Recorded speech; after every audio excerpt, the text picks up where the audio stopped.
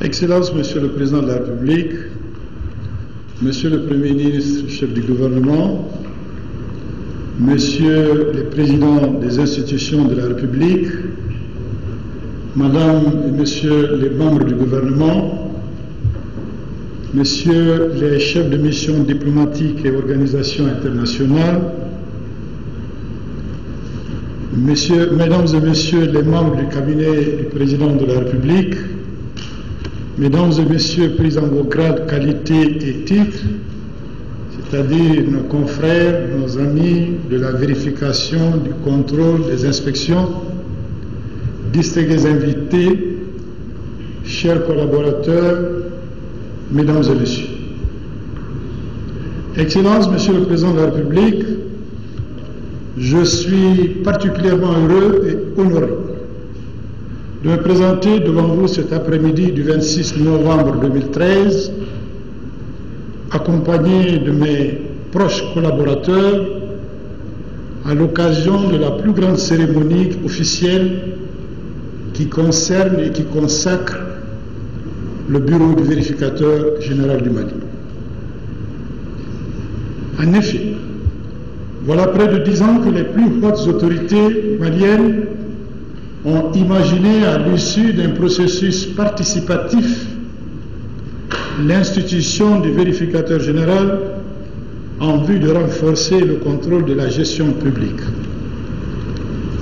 Sa création illustre bien l'ambition que le Mali veut réserver à la démocratie et à la bonne gouvernance, considérée comme critère d'une gestion transparente, crédible et limitant la corruption et la délinquance économique et financière.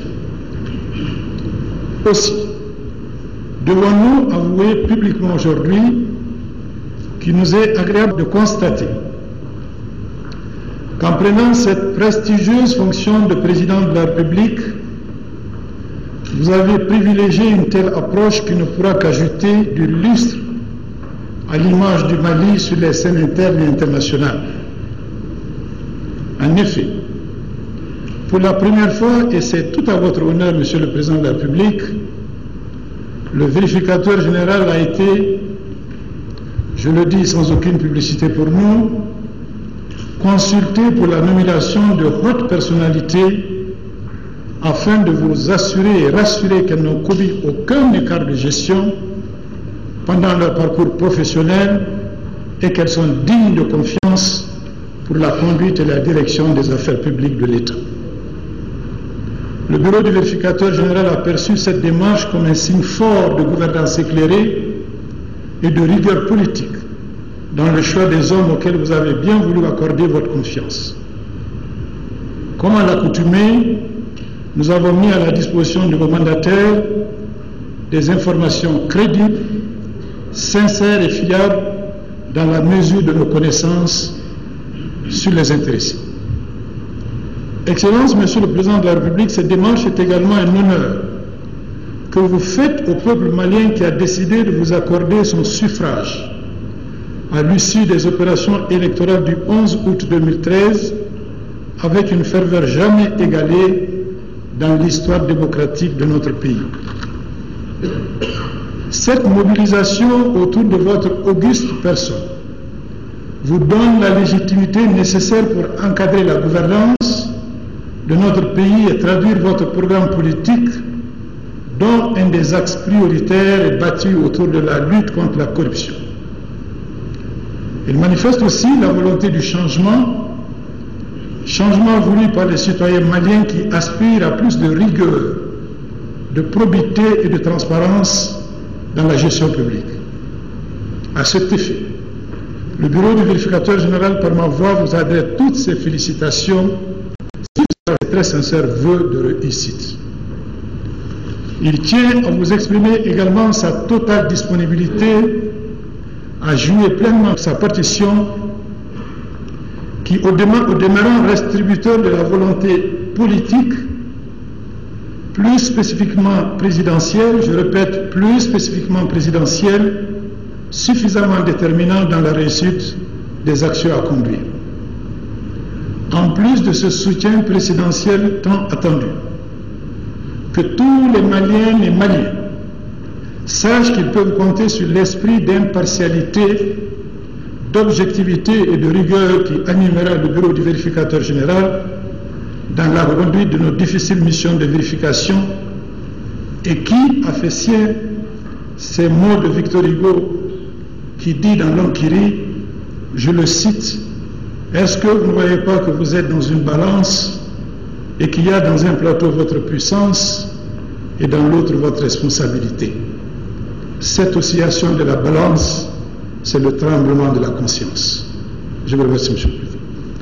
Excellence, Monsieur le Président de la République, le vérificateur général a pour mission, entre autres, d'effectuer un contrôle de la régularité et de la sincérité des opérations des recettes et des dépenses, un contrôle de performance et de qualité des services et organismes publics et l'évaluation des politiques publiques à la demande du Président de la République, du gouvernement, du Parlement ou de son propre chef. Il élabore également un rapport annuel dont vous êtes le premier destinataire. En effet, l'article 18 de la loi 2012-09 du 8 février 2012 indique que, je cite, « Chaque année, le vérificateur général élabore un rapport de la République au Premier ministre, au Parlement et à la juridiction supérieure de contrôle des finances publiques. Ce rapport fait la synthèse des observations, analyses, critiques et suggestions formulées par le vérificateur général pendant la période de référence. C'est en application de cette disposition que cette cérémonie a été sollicitée en vue de vous remettre solennellement le rapport annuel 2012 qui compte 135 pages, mais qui s'étend sur des périodes d'avant 2012, pour être précis. Excellence, Monsieur le Président de la République, s'agissant du volet des missions de contrôle de la régularité et de la sincérité des dépenses publiques, à l'instar du rapport annuel de 2011, celui de l'année 2012 met en exergue des dysfonctionnements et des irrégularités qui compromettent sérieusement le fonctionnement des structures, services et organismes publics. Ces faiblesses constatées sont essentiellement dues au non-respect ou à la méconnaissance des dispositifs de contrôle interne, voire à une certaine culture relative au contrôle interne, à la violation des textes régissant les marchés publics, à l'absence de sincérité et de régularité dans l'exécution des dépenses publiques, au détournement pur et simple des ressources publiques dans l'encaissement et le reversement des recettes, à la non-application des critères légaux dans la mise en réforme de matériel et équipement de l'État. C'est ainsi, entre autres, que la réforme des véhicules de l'État, loin d'être une opportunité d'assainir le parc matériel de l'État et d'alléger ses dépenses, est devenue une incroyable source d'appauvrissement délibérément organisé de son patrimoine. Il en est de même des immeubles bâtis et non bâtis qui ont été largement évoqués dans le rapport annuel 2011 et qui le seront dans celui de 2013. En guise d'illustration, sur les exercices budgétaires 2009, 2010 et 2011, l'État a acquis 1466 véhicules pour un coût de plus de 38 milliards de francs CFA. 1466 véhicules pour un peu plus de 38 milliards de francs CFA. Sur la même période, c'est-à-dire 2009, 2010 et 2011, 1891 véhicules, âgés pour certains de moins de 5 ans, ont été admis à la réforme pour un prix de cession proposé d'environ 643 230 805. Par ailleurs, et de manière inquiétante et alarmante, ont été ici relevés de nombreux cas d'acquisition fictive sur les deniers publics dans des secteurs aussi sensibles que coûteux comme l'éducation nationale et la santé, j'allais dire des secteurs sacrés. En somme, Monsieur le Président de la République, derrière ces rideaux de la gestion se passe, s'entretient et se momifie une véritable mafia financière dans une jungle aussi invisible qu'imprévisible pour le citoyen lambda, dont il faut malheureusement le dire, se situent en bonne place les gestionnaires, les directeurs financiers et matériels, le secteur privé qui est contractuel de l'État dans le cadre des marchés publics. Mais aussi, et c'est bien regrettable de le dire, mais qui mieux que le vérificateur général pourrait le dire, et je le dis avec beaucoup de regret, certains ministres, mais pas tous. Pour illustration, dans une des directions des finances et du matériel des ministères que nous n'avons pas nommés, vous le vérifierez dans le rapport sectoriel, nos travaux de vérification ont décelé des situations qui sont matériellement impossibles. Comme le cas d'une fiche, une seule fiche d'entretien qui indique par exemple que pour une seule et même réparation, en un seul jour, plus de 150 pièces de rechange ont été installées sur un seul véhicule. Ceci est à constater dans les rapports sectoriels qui vous ont été adressés, Monsieur le Président de la République. Ces mauvaises pratiques, ces déficiences morales et éthiques, ces manques d'engagement et de loyauté ont causé à l'État une perte financière de 49,39 milliards de francs CFA, dont 7,50 milliards de francs CFA représentant la fraude, c'est-à-dire de la façon la plus triviale, le vol organisé, et 41,82 milliards de francs CFA de mauvaise gestion. C'est un incontestable gâchis, un désastre innommable, surtout quand on sait que les structures que nous avons vérifiées ne représentent qu'1 à 2% des services et organismes publics de l'État du Mali.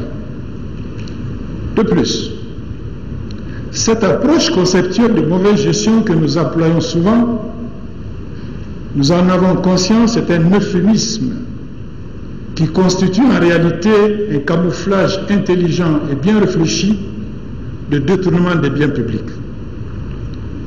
L'institutionnalisation de la gestion axée sur les résultats nous conduira certainement à lui imputer la responsabilité qui est la sienne et qui n'est pas des moins importantes. Excellences, Monsieur le Président de la République, Mesdames et Messieurs, les travaux de vérification qui ont conduit à déceler ces manquements, objet de ce édifiant tableau, ont été effectués, je vous donne la plus grande assurance, avec la plus grande rigueur, la plus grande impartialité, la plus grande objectivité et le plus grand professionnalisme. Le bureau du vérificateur général est soucieux de sa réputation, de sa crédibilité. Les femmes et les hommes qui y travaillent sont des croyants en Dieu et en la vérité. Et nous ne sommes pas ivres des chiffres faramineux. La situation détaillée est celle qui vous a été transmise à travers les rapports individuels. Ces rapports ont été également transmis à Monsieur le Premier ministre, chef du gouvernement, au ministère de tutelle des entités vérifiées et à chacun des services concernés. Leur valeur ajoutée réside dans la mise en œuvre des recommandations formulées ainsi que les suites administratives ou judiciaires réservées aux mises en cause.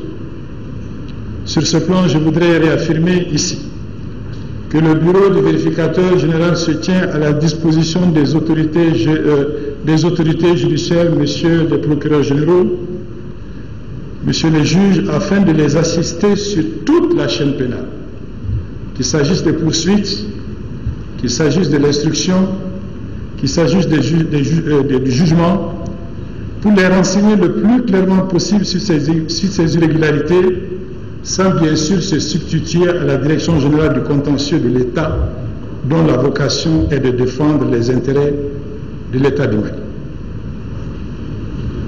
Excellences, Monsieur le Président de la République, les vérifications de l'année 2012 ont porté uniquement sur des gestions financières.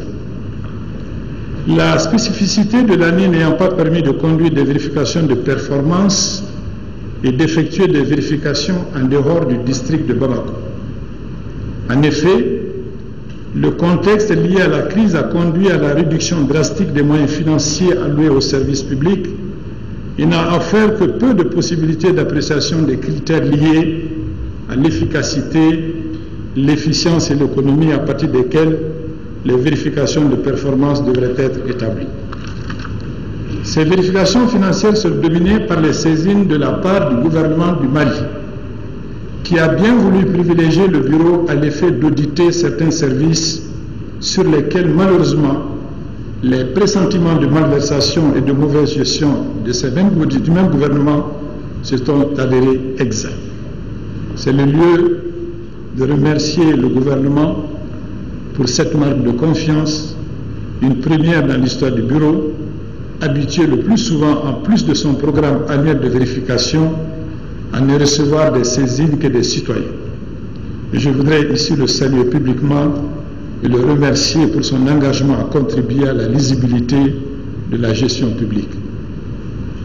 S'agissant des vérifications de performance, déjà en 2013, avec les nouvelles perspectives de stabilité sociopolitique, ces vérifications vont reprendre et s'intensifier en 2014.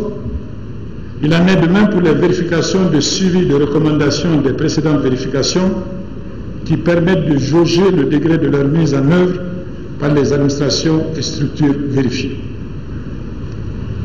Excellences, Monsieur le Président de la République, au bénéfice de l'article 18 qui l'institue, le vérificateur général voudrait, après la présentation de ses missions, faire état de ses observations et avis et suggestions, très humbles et modestes, mais qui nous paraissent essentiels sur certains sujets pour contribuer à la réflexion politique, à la réflexion publique qui aideront à la prise des décisions nationales.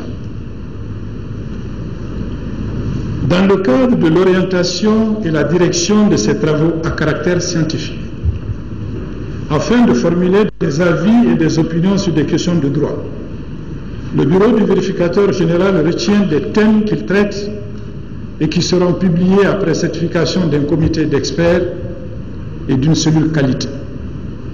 C'est à cet effet que nous publierons très bientôt la délicate question de la mise en œuvre de la responsabilité pénale des ministres, la régularité procédurale et le mode opératoire des enquêtes de la brigade économique et financière, l'efficacité et l'efficience de l'architecture actuelle des pôles économiques et financiers dans la lutte contre la corruption et la délinquance économique et financière, le rôle et la place de la Haute Cour de justice dans la lutte contre la corruption, etc. La raison d'être du bureau du vérificateur général étant une action de contribution à la bonne gouvernance et son fer de lance étant la lutte contre la corruption, je dois avouer que mes collaborateurs et moi suivons avec une attention toute particulière vos allocutions et déclarations officielles sur la thématique de la corruption et de la délinquance financière. Et de façon sincère, nous disons qu'elles sont rassurantes et se présentent comme la manifestation réelle d'une volonté, d'un engagement, mais surtout d'une responsabilité assumée de traiter la problématique de l'application de la loi, de la primauté du droit et de l'égalité des citoyens comme des axes stratégiques de politique nouvelle de développement social fondés sur des valeurs essentielles et universelles de progrès et de prospérité. En effet, en affirmant et réaffirmant à maintes occasions, et souvent avec des sévères mises en garde publiques, nous en avons été témoins à l'occasion de la remise des bulletins officiels de la CASCA, mise en garde publique, dis-je, qui semble-t-il ont fait leur effet, que nul ne sera au-dessus de la loi. Vous avez clairement indiqué la pierre qui manquait à l'édifice. Parce qu'au Mali, nous connaissons et reconnaissons ceux qui, toujours ont été au-dessus de la loi. Dans le cadre de la gestion des fonds publics, et qui, pour arriver à leurs fins, ont toujours fait passer des questions d'immunité par des solutions d'impunité. Vous connaissant personnellement, j'ai pleinement conscience que ces catégories et castes professionnelles ne vous impressionnent point et nous vous savons gré de ce courage personnel qui vous honore et qui vous distingue singulièrement et sommes sûrs et certains que vous feriez prendre par les hommes et les structures compétentes des politiques suffisamment prescriptives et des lignes directrices assez claires et fortes pour amener les uns et les autres au respect de la loi. Excellences, Monsieur le Président de la République, dans le cadre d'une politique publique de lutte contre la mauvaise gouvernance, le vérificateur général est convaincu que la création d'autorités administratives indépendantes ou de services spécialisés est un élément essentiel d'une stratégie globale de lutte contre la corruption, mais cette opérationnalisation doit s'inscrire et correspondre aux spécificités nationales et doit s'intégrer dans une stratégie plus globale et vaste de valorisation des bonnes pratiques, de promotion des valeurs et vertus qui fondent et déterminent la probité et l'intégrité. Pour dire un mot, faire de l'exercice de la bonne gouvernance un modèle d'exemplarité. En vérité, Monsieur le Président, la bonne gouvernance n'est ni plus ni moins que l'application de la loi et des règles démocratiques. C'est pourquoi, vous le savez mieux que moi, Monsieur le Président de la République, la lutte contre la corruption n'est pas seulement de créer des structures indépendantes ou dépendantes, mais de concevoir et développer une vision globale de la structure de l'État, de façon à ne pas contraindre aussi les agents de l'État à voler ou mourir de faim. Telle semble être d'ailleurs votre vision. À cet effet, parce que nous le ressentons au cours de nos missions de vérification, une fonction publique de qualité, efficace et bien rémunérée demeure un aspect particulièrement important dans la prise en charge de la question.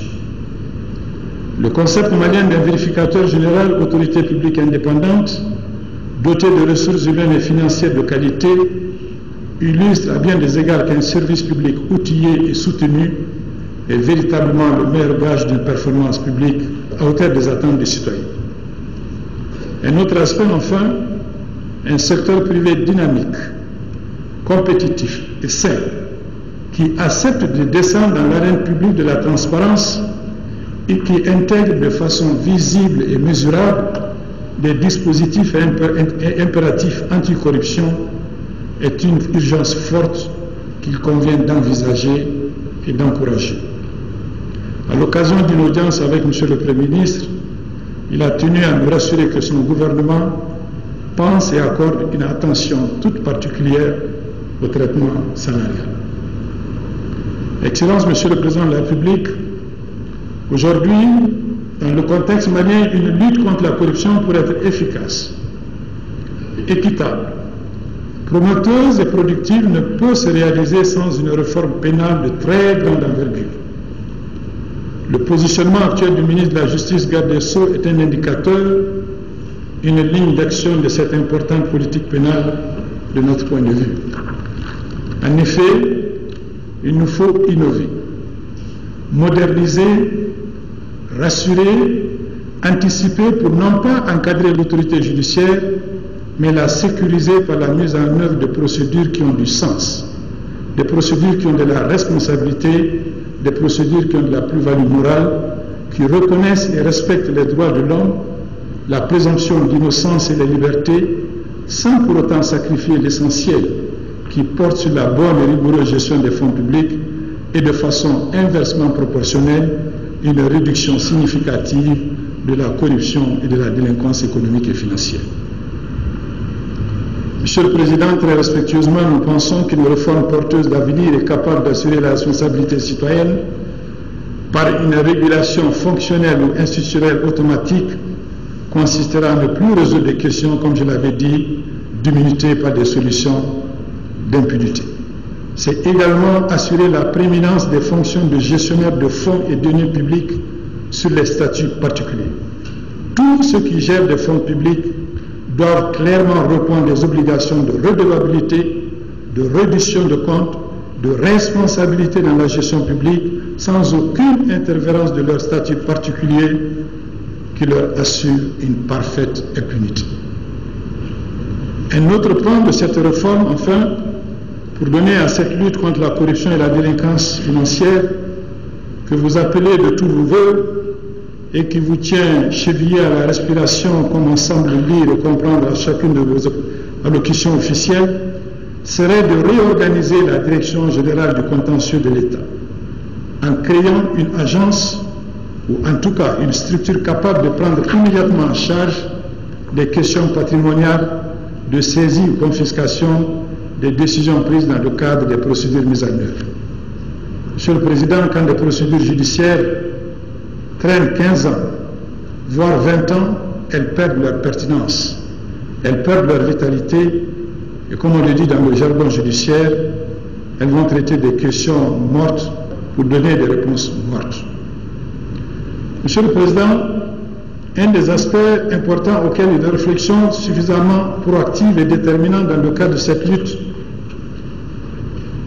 d'assainissement moral devrait porter est celui du domaine des marchés publics et des délégations de services publics.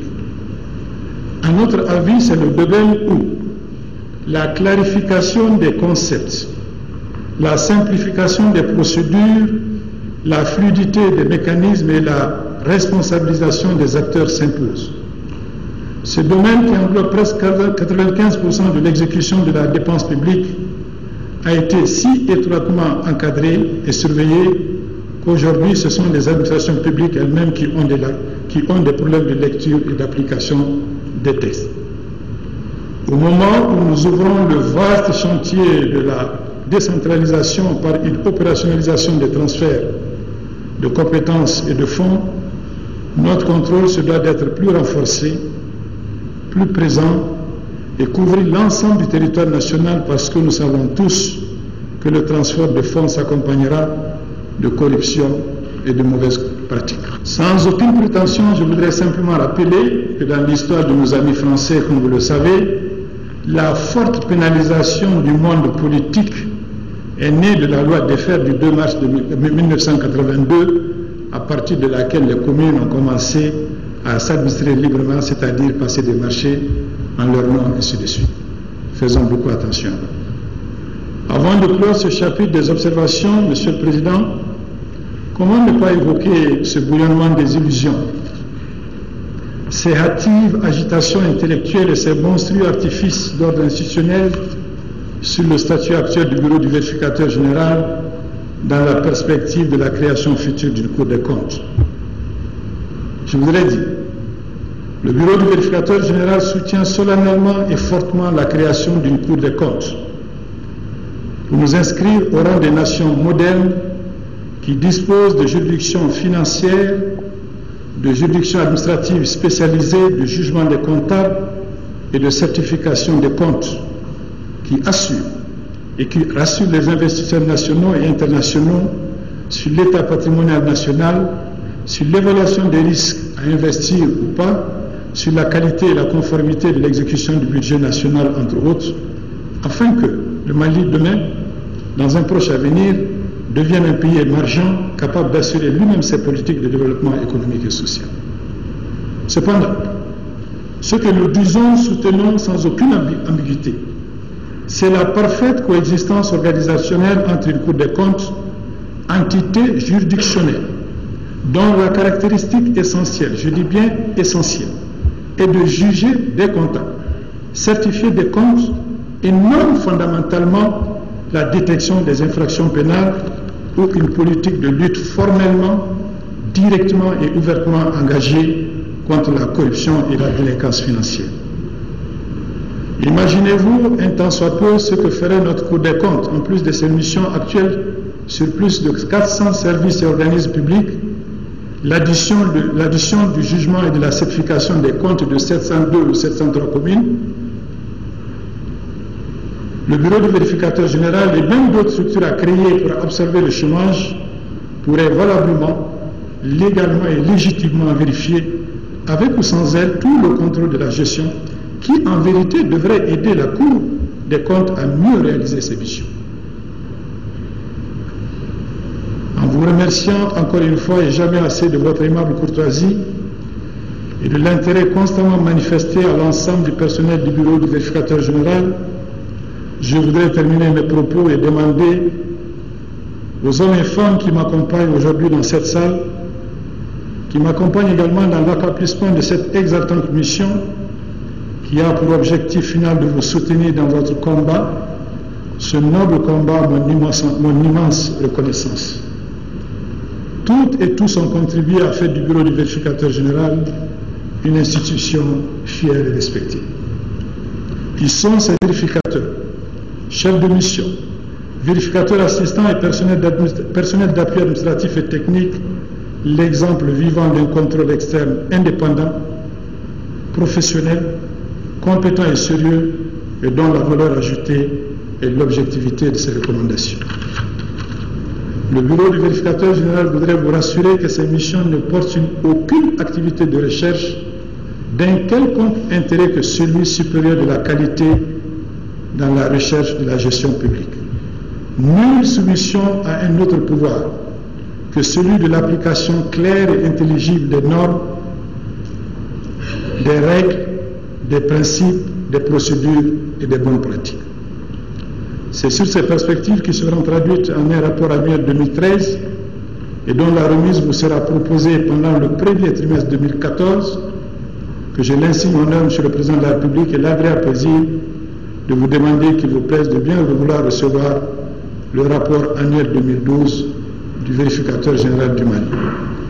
Mais avant de terminer, Excellence, je voudrais vous demander une faveur, une seule, celle de lire personnellement, même si c'est 2 pages par nuit, ce rapport, afin de vous faire une idée personnelle sur la qualité, l'investissement et le professionnalisme des travaux qui ont été exécutés.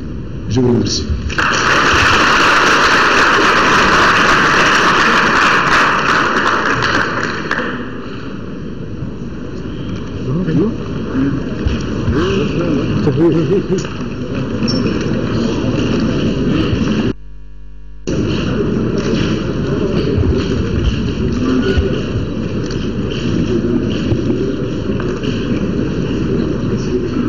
Bismillahirrahmanirrahim. Allahumma salli ala sayyidina Muhammadin wa ala ali Muhammadin wa salim.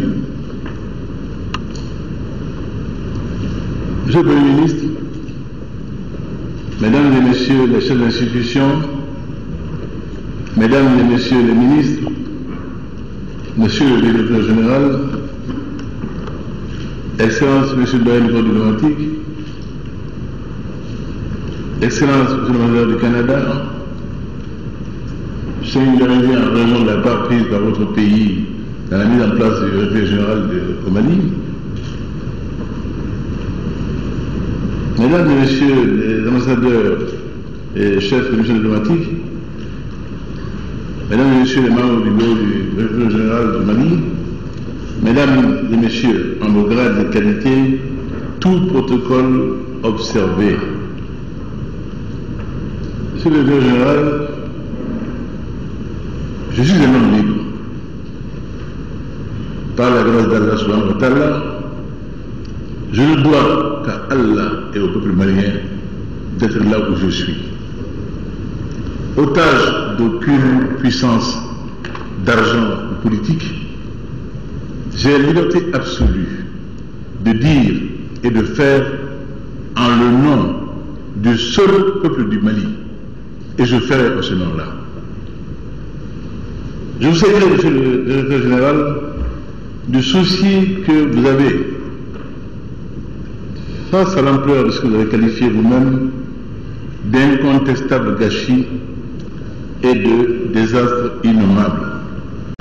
Bien, Monsieur le Directeur général, du souci que vous avez de nos finances, de nos ressources maigres, extrêmement dérisoires, mais qui sont le sang de notre peuple,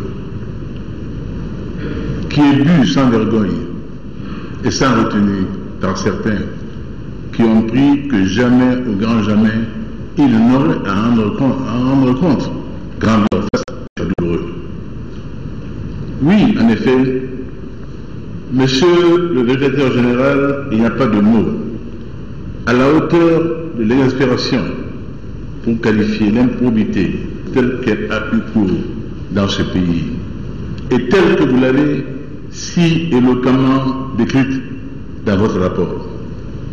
Comment imaginer qu'au cours de vos vérifications de l'année 2012, pendant que notre nation touchait le fond par le biais d'une crise sans précédent, pendant que la République vacillait, alors qu'une conspiration narco-terroriste s'abattait sur ce pays, jetant sur les routes de l'exil et de la désespérance des centaines de milliers de nos compatriotes,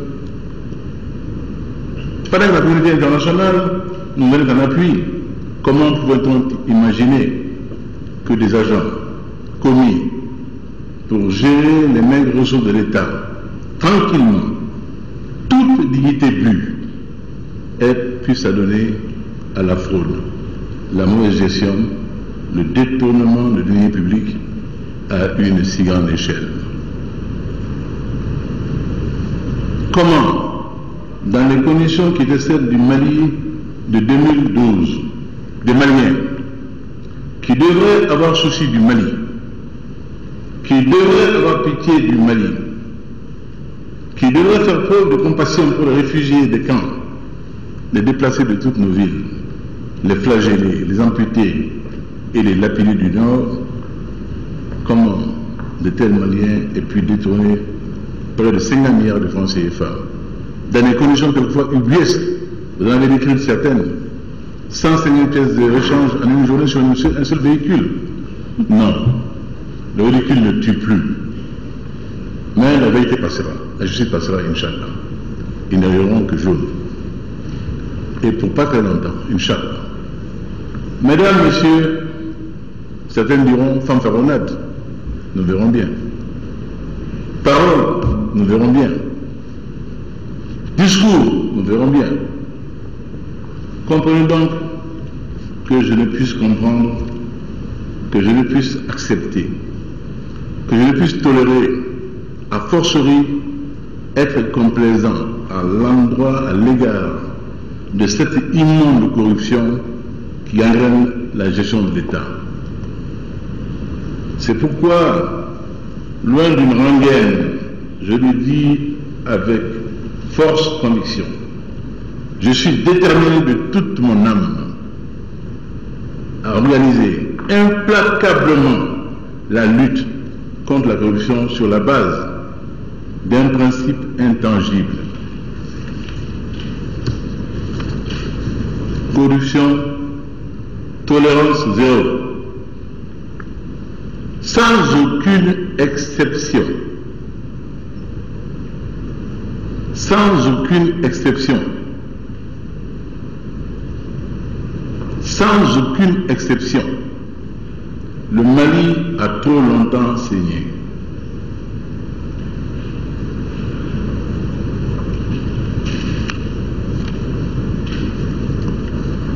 Il est temps d'arrêter l'hémorragie. Et le garrot sera mis.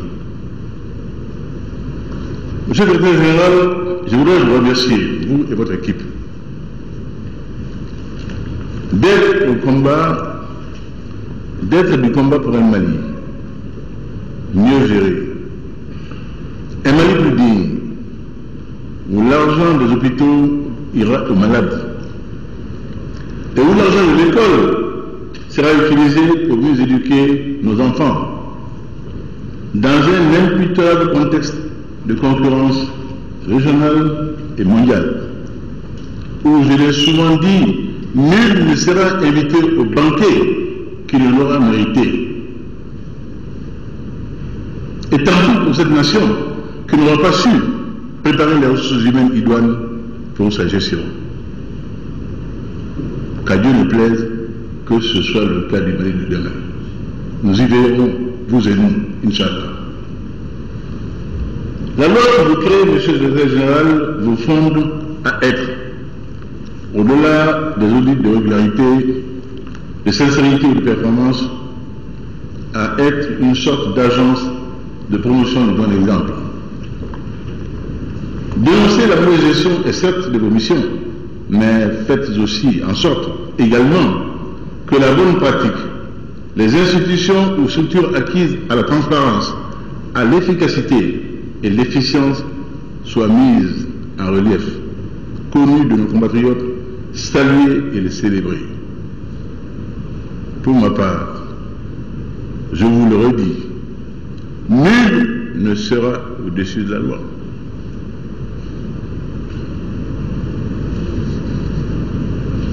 Et nul ne s'enrichira impunément sur le dos du Mali.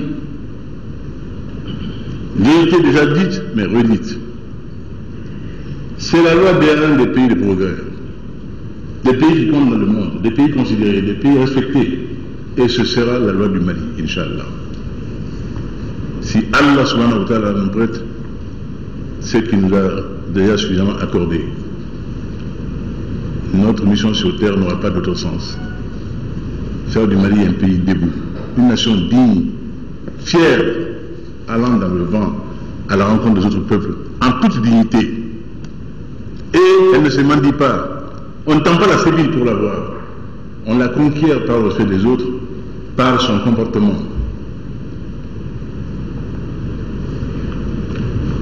C'est ce pays que j'ai promis.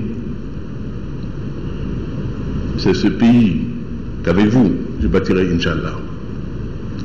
Vous l'avez dit, si certains pensent que les fauteuils préservent, les valses de fauteuils ne le gêneront pas du tout. Quiconque sera mis en cause, quel que soit son statut, répondra devant la loi et prendra ce statut sur le champ dès que conviction sera faite qu'il ou elle aura commis le péché de prendre ce qui ne lui est pas dû, de boire le sang du Malien. Nul ne saurait plus jamais le faire dans ce pays impunément. Du haut du pouvoir que Dieu et les Maliens m'ont conféré, je ferai respecter cela, Inch'Allah. Monsieur le Secrétaire général, il m'incombe à moi et à vous de délivrer ce pays. Merci pour le travail, chers législateurs. Courage. Nous en avons besoin les uns et les autres. Nous avons le soutien du peuple malien. Vous avez mon soutien. Je vous remercie. Et nous vaincrons, Inch'Allah. Merci.